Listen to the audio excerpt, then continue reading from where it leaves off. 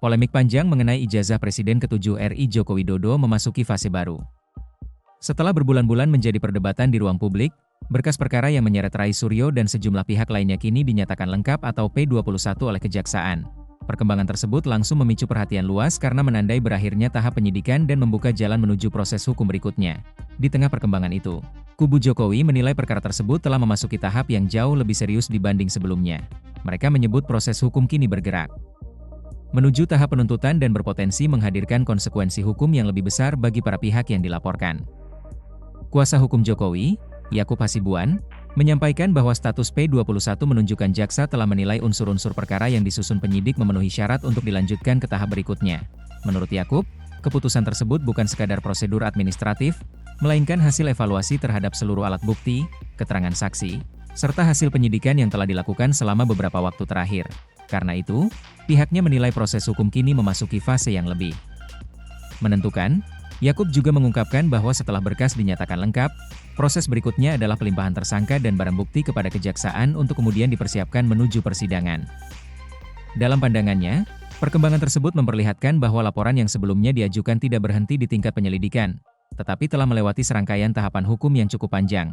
Kasus ini bermula dari polemik mengenai keaslian ijazah Jokowi yang kembali mengemuka setelah sejumlah pihak, termasuk Rai Suryo, menyampaikan berbagai pernyataan dan analisis terkait dokumen pendidikan Presiden ke-7 RI tersebut. Pernyataan-pernyataan itu kemudian memicu kontroversi yang berkembang luas di media sosial maupun berbagai forum diskusi publik.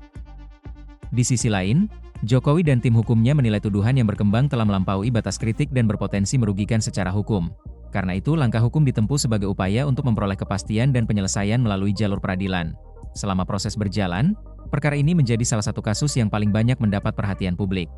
Nama Rai Suryo sendiri bukan sosok asing dalam berbagai polemik nasional.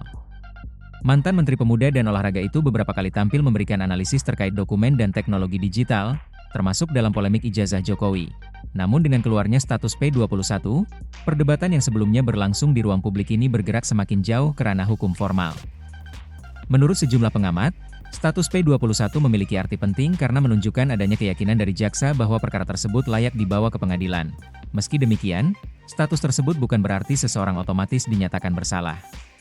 Penentuan bersalah atau tidak tetap menjadi kewenangan majelis hakim setelah melalui proses persidangan yang terbuka.